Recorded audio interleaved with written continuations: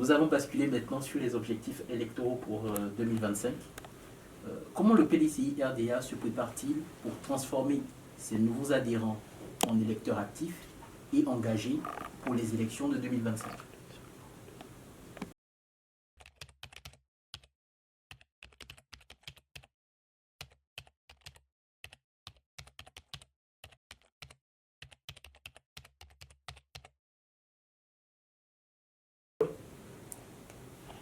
Nouveaux adhérents, militants, demain il faut faire en sorte que ces militants-là soient inscrits sur la liste électorale. Il y a du potentiel, je l'ai expliqué tantôt également, puisque on a 4-5 millions d'Ivoiriens non encore inscrits sur la liste électorale. Il faut que le PDCI se batte pour que ces 4-5 millions-là soient inscrits sur la liste, mais que sur ces 4-5 millions, le PDCI ait le maximum justement d'électeurs. PDCI, j'entends. Et c'est pour cela que si on a le maximum d'Ivoiriens, nouveaux majeurs, qui adhèrent au parti, automatiquement, donc, demain, il devient donc le maximum d'électeurs PDCI. On a beaucoup d'incentives aujourd'hui pour arriver donc à ce résultat. Il y a le parti lui-même, qui est un parti, tant que vous le disiez, hein, on est structuré, on est organisé, c'est un parti, bon, je veux dire, qui donne envie. Hein, surtout avec la réorganisation qui est en cours. Mais en plus, je dis, c'est ce parti qui est à la base de la nation ivoirienne. C'est ce parti-là bon, auquel on doit être fier d'appartenir. C'est ce parti qui a construit cette Côte d'Ivoire. Qu'on ne veut ou pas, c'est le PDCI qui a construit la Côte d'Ivoire. Je vous donne un exemple. Il y a le président actuel du Gabon, qui s'appelle Oligui, qui est venu en visite officielle en Côte d'Ivoire. Et pour une fois, j'étais assis devant la télévision nationale et bon, je me suis arrêté sur la chaîne 1. Et je suis un reportage par rapport donc, aux activités de ce nouveau chef d'État gabonais en Côte d'Ivoire. Et qu'est-ce que je constate? On dit qu'il est venu pour s'imprégner des réussites de la Côte d'Ivoire pour voir comment demain il peut donc les répliquer dans son pays. Et donc, pour cela, on a organisé des visites pour lui. Première visite annoncée à Zito. Azito, c'est qui? C'est le PDCI, avec Henri Konabidié, avec Tidiane Thiam. N'est-ce pas? Si.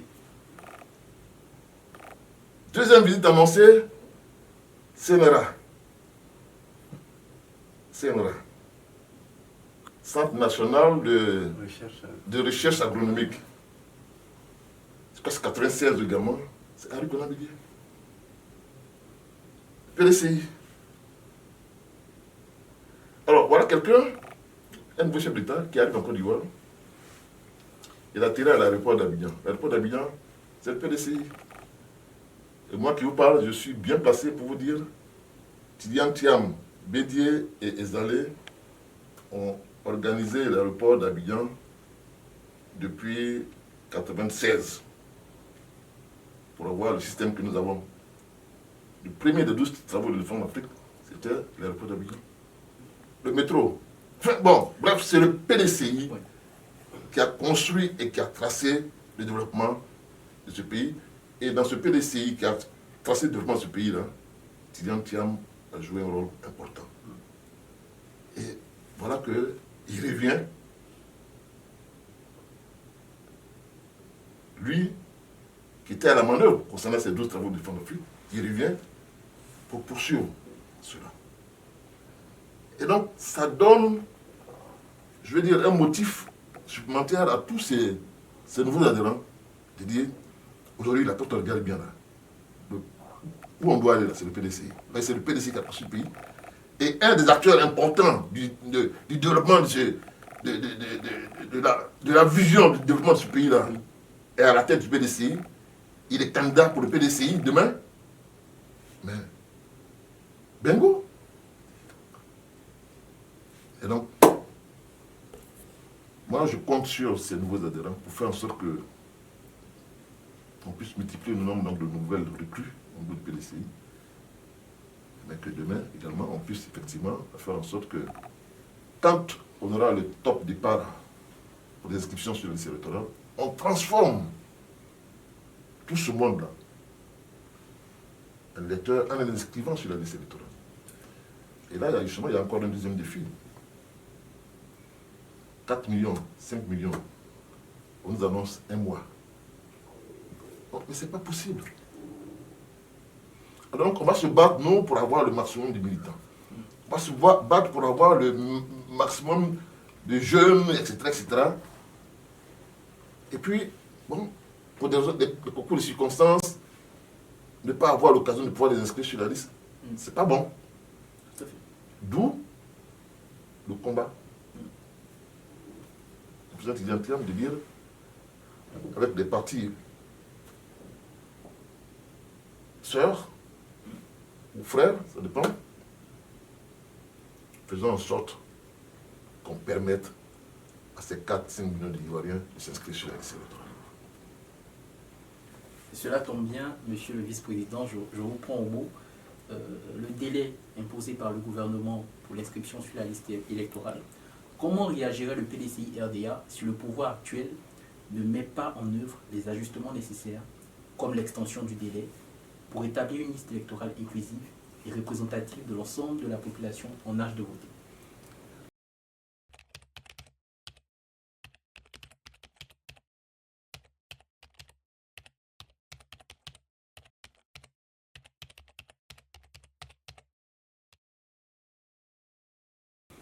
Mais en fait, il n'y a pas de raison que le pouvoir en place refuse cela.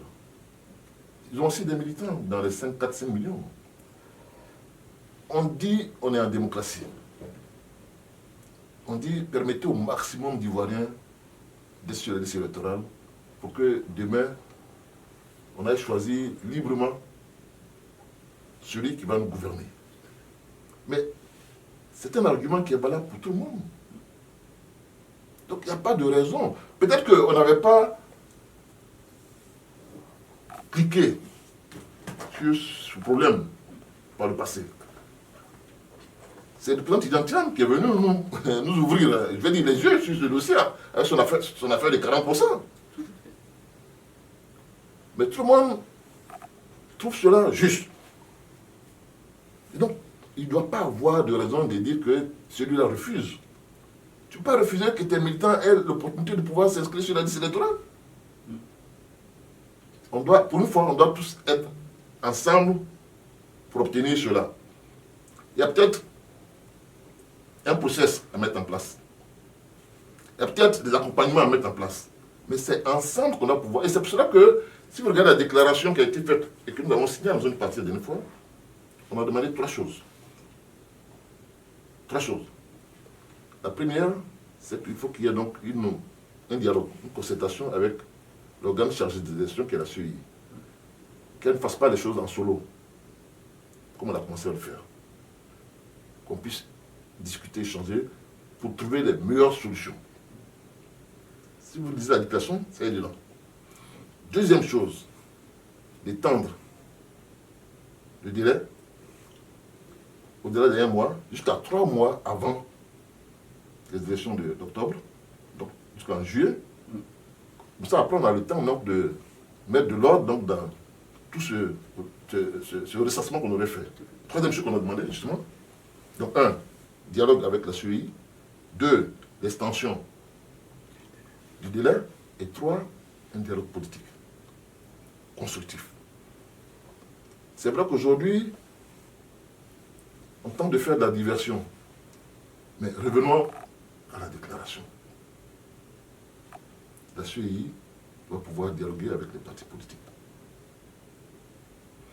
l'extension doit pouvoir se faire parce que ça concerne tout le monde. Si on veut des élections inclusives, transparentes, pour un nouveau départ de la Côte d'Ivoire, qui a trop souffert donc, de beaucoup d'exclusions, de beaucoup de problèmes. Et puis, on s'assoit ensemble, on voit qu'est-ce qui est bon, qu'est-ce qui n'est pas bon. Voilà la quintessence donc, de cette déclaration du 9 août qui a été signée dans une partie du PDCRDA. Mais ça, c'est important pour des élections apaisées demain, pour des élections crédibles demain. Et là même, à ce niveau-là, vous, les Ivoiriens de la diaspora, vous avez un rôle crucial, important à jouer. Parce que, qu'est-ce qui se passe dans vos pays où vous vivez, concernant donc ces questions d'enrôlement sur les listes électorales? Est-ce que ce n'est pas ouvert? C'est ouvert. Mais justement, allez aux informations et puis faites de la communication dessus. Comment se fait-il que dans les pays dans lesquels vous, les Ivoiriens de la diaspora, vous êtes, c'est ouvert, et puis vos frères et sœurs qui sont en Côte d'Ivoire, on ne peut pas ouvrir pour eux? C'est une bonne question. Vous avez, là, Ivoiriens de la diaspora, vous avez donc, je vais dire, quelque chose à faire à ce niveau-là.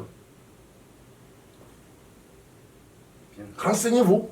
Voyez comment ça se passe. C'est la haute direction du parti pour donner des informations. Parce que nous, on sait. On a fait un benchmark, on sait. Pour faire ces déclarations, on ne s'est pas levé, on est des responsables quand même. Mais il faut qu'on vous entende un peu, vous, les hommes de la diaspora, sur ces questions. Ça permettra tranquillement à tout nouveau majeur, le gars à 18 ans, de s'inscrire. Il peut être PDCI, il peut être RADP, il peut être PPACI. Le plus important, c'est de permettre à l'Ivoirien qui a un âge de voter de pouvoir être sur la liste électorale. Qui peut s'opposer à ça? C'est le combat dans lequel nous sommes actuellement, sous la direction du président Tidjane. Parlons un petit peu des critiques du régime actuel.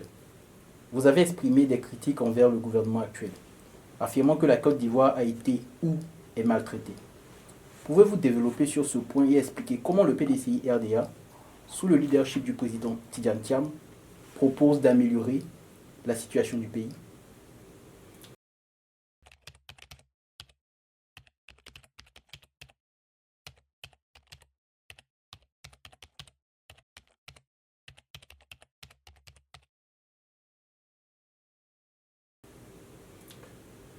Bon, on va dire, on a fait des observations. C'est factuel. Ce sont des faits. C'est pas... C'est pour ça que l'expression critique, c'est négatif pour moi. Or, là, on fait un zoom sur certaines situations et on se rend compte que vraiment, ça ne va pas dans le pays. De manière factuelle, et regardez-moi cette question donc des déguerpissements, par exemple. Vous savez, lors du panel, le secrétaire exécutif en chef a indiqué ce qui s'est passé dans sa commune en tant que maire. On n'a pas prévenu les gens. Il y a quelqu'un qui était parti à la Mecque, et puis derrière lui, toute sa vie a été détruite du jour au lendemain.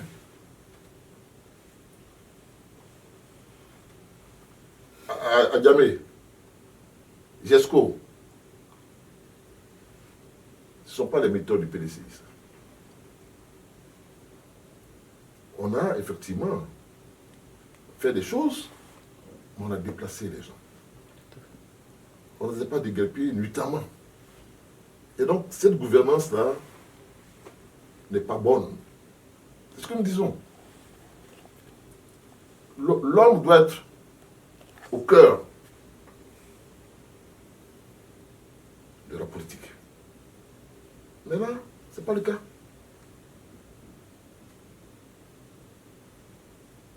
Qui dit des questions donc de coût de la vie? C'est factuel. Qui dit des questions de deniers publics? And on, comme diraient les Anglais. Restons factuels. Il y a un mal-être. Il y a un mal-être. Et cela rejoint justement cette question donc, de l'IDH, Oui. qui a été fort à propos mise en lumière par notre président. L'Ivoirien n'est plus au cœur du développement. Il y a eu beaucoup de promesses Oui. qui ont été faites. Beaucoup. Tout à fait. Mais le moment de la campagne électorale arrivera et je pense que ces choses-là seront mises en lumière. N'est-ce pas? Tout à fait. Maintenant, l'avantage qu'on a, nous, c'est que ils ont un bilan à défendre. Ils ont des choses qu'ils ont faites. Peut-être qu'il y en a qui ont été bien, mais globalement, est-ce que tout ce qui a été fait a rapporté aux Ivoiriens? Sans compter, je vais dire, les promesses non tenues. Nous avons l'avantage, nous, d'avoir gouverné, c'est vrai, à l'époque, mais nous, c'est quand on dit quand on marche, on laisse des traces. On a laissé des traces. Je ne dis pas que tout a été positif aussi, mais globalement parlant, comme je disais globalement tout à l'heure, notre gouvernance a laissé de bonnes traces dans ce pays. Il se trouve, fort heureusement, que notre président aujourd'hui a l'avantage d'avoir laissé déjà des traces dans sa marche en Côte d'Ivoire. Mais ce monsieur, il était en train d'avoir une carrière tranquille en Europe. Mais à l'appel de son pays, et du président Bédié, il a laissé. En 1994, il est venu au pays. Il n'était pas chômeur ici en Europe. Au contraire. Mais il a tout laissé. Il est venu. Même en termes de rémunération, il gagnait moins que ce qu'il avait. Mais pour son pays, il est venu pour travailler. Il a laissé des traces, j'ai dit, de d'autres travaux de fonds. Et il a été directeur général donc, de BNET, n'est-ce pas? Tout à fait. Et après, président de BNET et ministre. Et le directeur de cabinet, Jean-Noël Pou disait, il était pressenti pour être Premier ministre. Donc ce n'est pas n'importe qui. Quelqu'un qui a laissé les traces, déjà. Et je dis à Zito, à l'aéroport d'Abidjan, le système de l'aviation civile, parce que moi, il a été nommé en 1994, moi j'ai été nommé en 1994 également par le président. Parce que quand le président Bédié, après le président Oufoué est venu au pouvoir, en 1994, il a sélectionné donc, des dirigeants de société pour l'accompagner dans sa vision. Oui, c'est où on met toujours l'homme au centre. Le progrès pour tout le monde, mais le bonheur, là, il doit exister pour chacun. C'est ça la vision du PDCI. C'est ça l'idéologie du PDCI. Aujourd'hui, il y a le progrès pour tous, mais le bonheur pour personne. Je vous l'avoue. Hein? Je vous l'avoue, effectivement. Mais le PDCI, c'était le progrès pour tous, le bonheur pour chacun. Chacun devait ressentir le bonheur. Mais pour cette vision-là, le président a sélectionné donc des dirigeants, des jeunes cadres, pour l'accompagner. Et deuxième terme, comme je dis, à tout laisser ici. Ce n'est pas n'importe qui. Vous êtes en France, vous savez, polytechnique, est-ce qu'on a de la polytechnique au camp? Qui veut? On sort du corps des mines, majeur du corps des mines, qui veut? Non. Surtout un Africain. En plus. Vous comprenez? Donc, il a une valeur, ce monsieur. Il laisse, il vient se mettre au service de ton pays. Il fait des réalisations. Mais moi, j'ai eu l'avantage, comme je dis, on a travaillé ensemble. Parce que moi, j'ai été nommé également en 1994. Lui, c'était, je crois, en avril 1994, il a été nommé. Moi, j'ai été nommé directeur de la NAM un mois après, mai 1994. À 30 ans. Et on a travaillé ensemble sur le dossier de l'aéroport d'Abidjan. Pour mettre en place, parce que c'était la NAM qui gérait ensemble des structures de l'aviation civile. L'aéroport d'Abidjan, tout, l'aviation, tout, c'était la NAM. J'étais le premier responsable. Le développement de l'aéroport d'Abidjan était dans les 12 travaux de Fonds d'Afrique. Et donc, Tidiane Thiam et le maire de l'associé que j'étais, on a travaillé ensemble pour mettre en œuvre la vision du président Bédiou. Aïria, qui chargeait donc de la gestion de l'aéroport d'Abidjan. On restitue l'ANAM, c'est l'Exam pour les aéroports de l'intérieur, l'ANAC pour les questions d'aviation civile. Mais c'est ce système-là qui existe depuis 30 ans, 94, 96, jusque-là. Mais ça, c'est des traces d'étudiants aussi, non? Effectivement. Parce que j'ai dit, on vient d'arriver. Non. N'est-ce pas? Tout à fait. Mais mieux, c'est le seul de tous les acteurs politiques qui n'a pas été impliqué aujourd'hui dans tout ce qui s'est passé dans le pays. Parce que moi, je travaille, je dis, on a travaillé ensemble, c'est un monsieur qui n'aime pas la compromission. Il peut peut-être adapter des compromis, mais il n'aime pas la compromission. Donc, il n'a pas voulu s'associer à ce qui se passait. N'est-ce pas? Donc, aujourd'hui, c'est celui-là qui a même de pouvoir réconcilier tous ceux qui étaient partis prenants de cet imbroglio qui a mis le pays dans cette situation que nous connaissons. Parce que n'importe qui viendrait, on va dire, il a un compte à régler avec celui-là. Tiens, on n'a pas de compte à régler avec quelqu'un. Vraiment, je veux dire, moi je disais d'une fois, les étoiles sont alignées pour que le PDCI reprenne les choses en Côte d'Ivoire. Avec un parti réorganisé, avec un président qui a déjà fait ses preuves en Côte d'Ivoire, qui a fait une expérience internationale qui peut l'amener à faire encore un peu plus pour la Côte d'Ivoire demain. Ce n'est pas lui que lui a appelé pour aller faire des recherches de financement pendant le Covid. L'Union africaine te prend pour... Alors, même le pape l'a pas maintenant utilisé. Alors, de quoi on parle? Quelqu'un qui a une expérience nationale, qui n'est pas mêlé dans tous ces embrouilles qu'il y a eu, et qui a permis au PDCI de faire sa mue générationnelle, parce qu'on dit qu'il faut une nouvelle génération. Mais le PDCI est en avance. Ils ont leur bilan, pour me résumer. Les choses ont été faites. Mais globalement, est-ce que l'Ivoirien se sent heureux aujourd'hui, sous cette gouvernance? Nous, on vient avec quelqu'un qui est neuf, mais qui a laissé déjà des traces de développement dans le pays. Et aujourd'hui, nous sommes en train de travailler. Nos experts sont au laboratoire pour travailler sur un projet de société, justement, pour permettre, donc, au moment venu, donc, de dire voilà ce que nous proposons donc, aux Ivoiriens. La vision, et vous en avez parlé tout à l'heure. En tant que conseiller spécial du leader du PDCI RDA, pouvez-vous nous parler de sa vision pour l'avenir du parti, particulièrement à l'approche des élections présidentielles de 2025?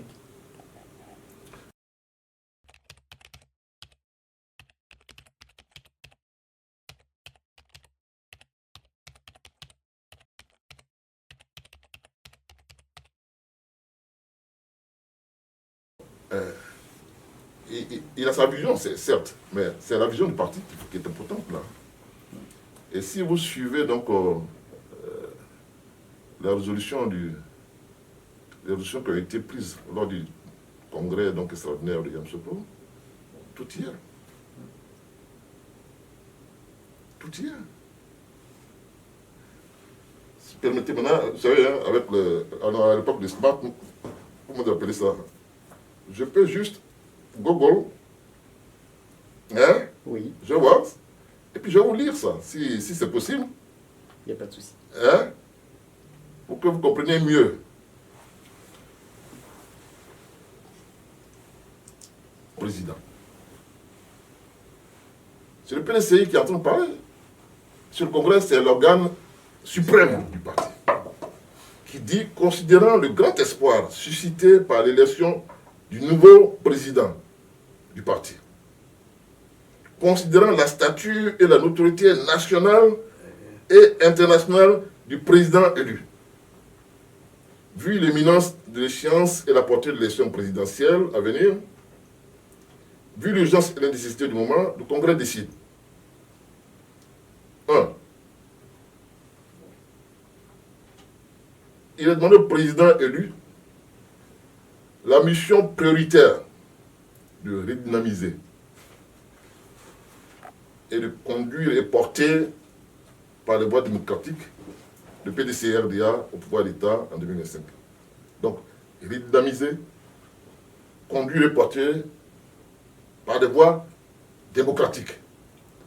Tout ce qu'on a dit là, c'est choix d'élection, électorale, enfin, voie démocratique au pouvoir d'État en 2020. Il a recommandé au président élu d'inscrire son programme,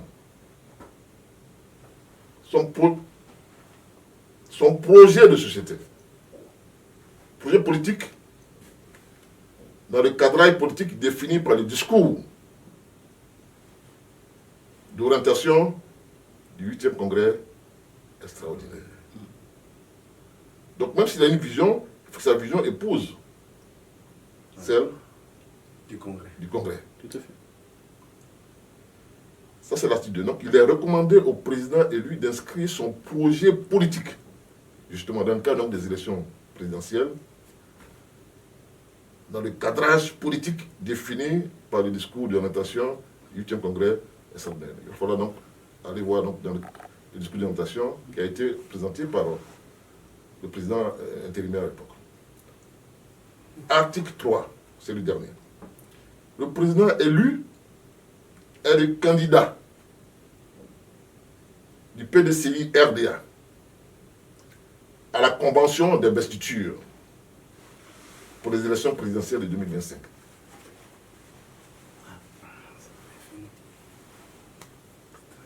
C'est clair. Tout est dit. Mais les gens ne lisent pas. Le président élu est le candidat du PDC-RDA à la convention d'investiture. Ça veut dire quoi? C'est l'organe suprême du Congrès, l'organe suprême du parti, qui dit cela. Qui décide.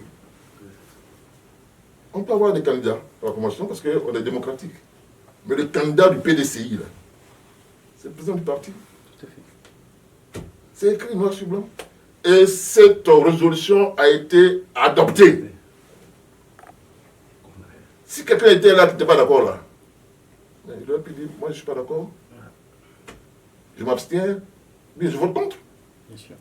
Est-ce qu'on a eu des voix contre ou bien des voix d'abstention à cette résolution? Je n'ai pas souvenance. Donc il faut que le PDCI soit sérieux lui-même pour respecter donc ce que lui-même il a dit. Et donc la vision du président va s'inscrire dans le cadre donc, de cette vision. Le discours d'orientation a été très clair. On va aller à des élections démocratiques. Et le président va nous amener donc, à gagner ces élections démocratiques. Mais mieux, on lui demande d'être le candidat du parti à la convention d'investiture. Pour se faire. Et donc, je disais tantôt, nos experts sont donc au laboratoire pour donc faire donc, le projet de société. Et sur cette base-là, je pense que, évidemment, à un moment donné, le bureau politique sera saisi. Parce qu'on est un parti structuré. Le bureau politique sera saisi. Si un congrès est nécessaire, il sera également donc extraordinaire pour être pris en compte. Et puis, mais le président travaille conformément donc aux résolutions de notre dernier congrès. Redynamiser le parti, de restructurer, c'est ce qu'il est en train de faire. Le haut représentant, mais ça n'existait pas avant. Il a considéré qu'il faut que géographiquement on puisse encadrer de manière plus efficace les militants à la base. Quand vous regardez bien, tout à l'heure, j'ai dit, on a des comités de base qui sont dans les quartiers. On a des comités de village. C'est écrit dans nos statuts, je vous dirais. Donc à la base, on a quartier, village. Section, qui regroupe un ensemble donc, de quartiers et villages. Délégué, qui coordonne un ensemble donc, de sections. Grand conseil régional. Donc la région est prise en compte. Il restait les districts. Dans le découpage administratif du pays, quartier, village, est pris en compte, commune, département est pris en compte, région est pris en compte, il restait les districts. Le président, non, a fait en sorte que, dans la nouvelle organisation, justement, les districts encadrent, parce que c'est plus facile. Ça devient donc une gestion de proximité. N'est-ce pas? Tout à fait. Donc, il a la tâche par rapport, donc, parce que quand on est élu président, c'est pas pour soi. C'est pour, quand c'est le pays, c'est pour les Ivoiriens. Quand c'est pour un parti, c'est pour les militants. Les militants ont décidé des choses dans le cadre du Congrès. C'est ce qu'ils doivent faire. C'est la démocratie, c'est ça. C'est les militants qui donnent un pouvoir, c'est le peuple qui donne un pouvoir quand il s'agit du parti et du pays. Et donc, sur la base donc, de cette résolution, il a restructuré. Et maintenant, il est question d'aller à des élections démocratiques où il doit nous faire gagner. Mais là également, si vous avez bien regardé, le président, avec cette affaire donc, de II, PDCI, travaille donc à ce qu'on transforme donc, des militants en électeurs demain. Il travaille pour qu'on puisse ouvrir des listes au lieu de les restreindre en un mois. Il a mis en place ce qu'on appelle une task force pour les élections, dont il est superviseur. On est plusieurs membres du comité de supervision, c'est une task force. Il y a une coordination avec Bengo, Cocotré, qui sont en train de travailler avec le secrétaire exécutif chargé des élections pour faire un maillage électoral. À la base, en utilisant le comité de base. Le président travaille. Il a mis ses hommes en mission pour ça. Maillage électoral, pour que partout où on aura des bureaux de vote, bon, on ait un maillage. Vous comprenez? Donc, si je dois me résumer, ça fait beaucoup de plaisir que j'ai eu à vous recevoir, chers amis donc, de Perspective Média. Il faut faire en sorte que la diaspora, en tout cas en France, puisse compter dans le cadre donc, de l'adhésion des nouveaux militants, parce qu'on aura les chiffres. Donc vous avez une responsabilité. Donc l'adhésion des nouveaux militants, on saura, délégation par délégation, qui a eu le maximum de... Peut-être qu'il y a un challenge qu'on va faire pour voir, j'en sais rien. Mais au-delà de ça, le moment venu, pour l'inscription sur la liste électorale, vous devez accompagner également tout ce monde-là. Et puis, entre-temps, faites des benchmarks en France, au Royaume-Uni, en Italie. Comment se passe l'inscription sur la liste? Parce que, je l'ai dit tout à l'heure, bon, c'est important. On a tous été, à un moment donné, ivoiriens de la diaspora, donc on sait ce que ça veut dire. Un rôle important à jouer où vous êtes, en France, en Italie, aux États-Unis, etc., etc. Mais vous avez également un rôle important à jouer par rapport au pays. Parce que vous avez des parents au pays. Vous avez des neveux au pays. Des cousins. Des nièces. Il faut leur parler. Parce que le mythe du benguiste, il demeure toujours. Hein? Le benguiste, bon c'est un mythe, c'est bon, qui peut-être... Mais quand vous parlez, ça prend en considération quand même au pays. Parce que quelque part, vous aidez les parents à rester. Donc, il faut c'est pas juste, je vais dire économique, mais il faut voir comment vous pouvez donc aider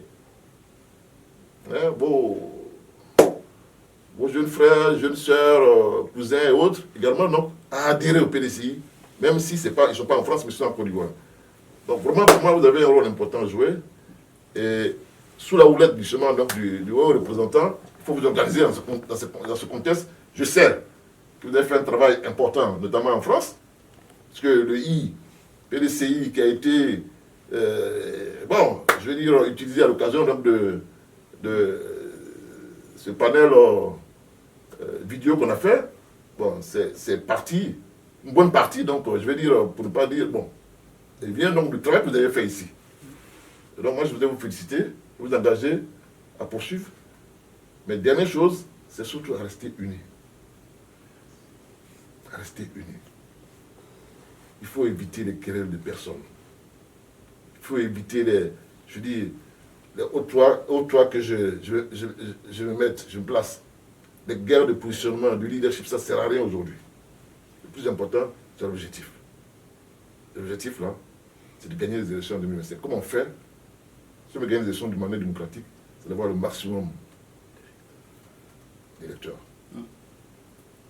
Et donc, faites bloc autour de vos délégués, faites bloc autour de votre haut représentant, travaillez ensemble,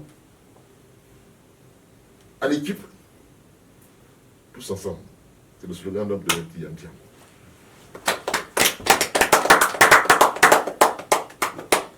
Merci chers abonnés d'être restés connectés jusqu'à la fin de cette interview qui était un régal et un plaisir, accompagné du vice-président Georges-Philippe Ezalé. Nous sommes donc arrivés au terme de cette interview. N'oubliez pas de vous abonner, liker et partager dans tous les groupes et rester connectés. Merci encore.